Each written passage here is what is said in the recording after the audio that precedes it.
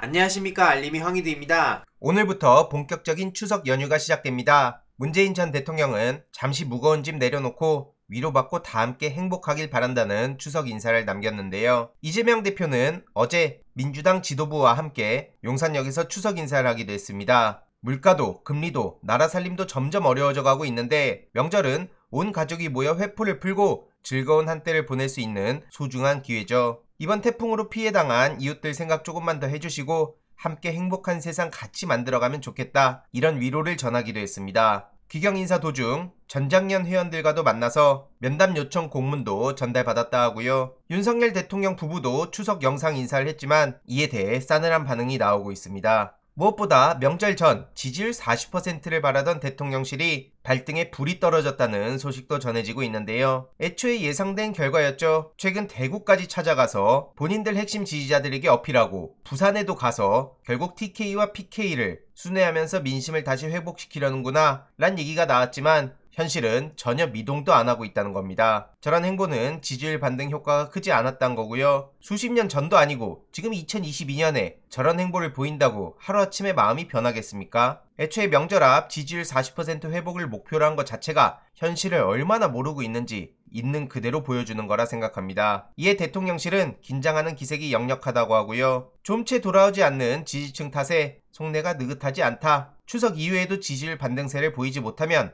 정기국회와 국정감사가 이어지며 국정동력 살리기가 더 어려워질 수도 있다. 대통령실 내부에서도 이런 우려가 나오고 있죠. 그도 그럴 수밖에 없는 게 인사 참사, 각종 특혜 의혹, 그리고 무능한 윤석열 대통령 등등 문제가 차곡차곡 쌓여왔습니다. 이걸 어떻게 하루아침에 해결하겠습니까? 이러니 멈춰버린 지지율, 이런 보도까지 나오는 거고요. 실제로 많은 시민들도 윤석열에게 더 이상 기대할 게 남아있나? 볼 건 이제 하나 남았다. 그게 바로 탄핵이다. 밤늦게까지 술만 마시고 아파트에 물이 차오르는 걸 보면서도 그냥 집에 가고 대통령실 개편한다면서 말단 직원들만 자르는 게 이게 개편이냐, 이런 얘기가 나올 수밖에 없는 거죠. 김대중 전 대통령, 노무현 전 대통령을 정치적으로 이용하려고 언급만 하지 말고 그 가치와 철학을 받아들이고 열심히 목소리 내야 조금이나마 민심을 돌릴 수 있는 거 아닐까요? 국가 지도자는 연습하는 자리가 아니다. 기본 자질도 없는데 하루빨리 떠나달라는 목소리도 계속해서 커져가고 있습니다. 심지어 흰남노 피해 지역에 방문한 윤석열 대통령이 구설수에 오르기도 했는데요. 갑자기 얘기를 하다 말고 어디론가 저렇게 향합니다. 보니까 보리밥 메뉴판을 뚫어져라 쳐다보고 있는데 뭐 저런 대통령이 다 있습니까? 이 와중에도 먹을 생각밖에 안 하는 건가요? 본인이 저렇게 무능하니 검찰, 경찰, 국정원 등이 신속하게 움직이고 있는 것 같은데 그런다고 본인 민심 못 얻습니다. 이재명 대표의 기소 소식을 접한 시민들은 납득할 수 없다는 목소리를 내고 있고요. 민주당에서도 분노를 표출하기도 했습니다. 있을 수 없는 일이 일어났다며 격앙된 반응이 쏟아졌는데요. 저열하고 부당한 최악의 정치적 기소다. 민생 경제 무능으로 추락한 민심을 사정공한 정국으로 만회하려는 거 아니냐. 윤석열 대통령의 임기가 보장되지 않을 가능성이 크다고 생각한다.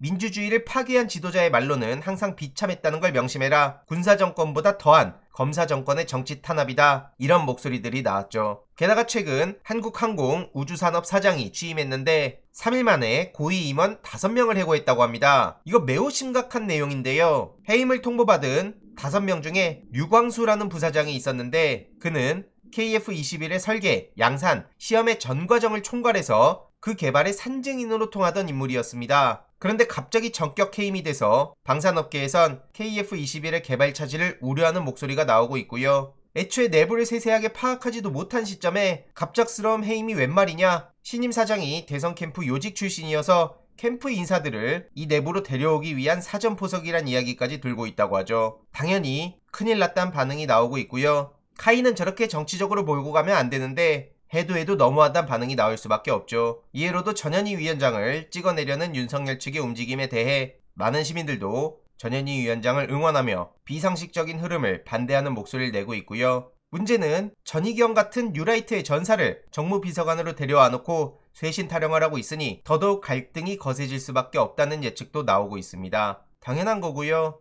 대통령 부부의 들이운 극우 유튜버의 그림자란 보도까지 나올 정도 아닙니까? 김상진한테 추석 선물이 웬 말입니까? 지금 대한민국이 정말 심각한 위기에 직면해 있다고 생각하고요. 탁현민 전 비서관은 이에 대해서 따끔한 일침을 놓기도 했습니다. 이후로 많은 비판의 목소리가 계속 커지고 있고요. 더 심각한 건 이런 논란이 불거졌음에도 권성동 의원 같은 사람은 극우 낙인을 겁내면 안 된다, 이렇게 정신 못 차리고 황당한 소리를 계속 쏟아내고 있습니다. 갈 때까지 갔다고 생각하고요. 참고로 이런 내용과 관련해선 어제 오창익의 뉴스공감에 오랜만에 출연해서 저의 생각을 전하고 왔습니다. 댓글로 링크를 고정해둘 예정이니 시간 나시는 분들은 영상 시청 후에 챙겨봐 주시면 좋을 것 같고요. 지금 어쨌든 여당 내부의 비대위 재출범과 관련해서도 부적절하다는 목소리가 압도적이죠. 반면 이재명 대표에 대한 긍정평가는 51%, 그리고 민주당 지지층에선 87%가 긍정하고 있습니다. 너무나 대비되는 모습이고요. 정진석 비대위원장과 이준석 전 대표의 싸움이 계속해서 이어지고 있는데 이와 관련해서도 추가적인 소식 계속 전해드리도록 하겠습니다. 이번 내용도 유익했다면 구독, 좋아요, 알림 설정, 멤버십 가입 정말 큰 힘이 된다는 점 말씀드리고 싶습니다. 이번 내용도 주위에 널리 공유 부탁드립니다.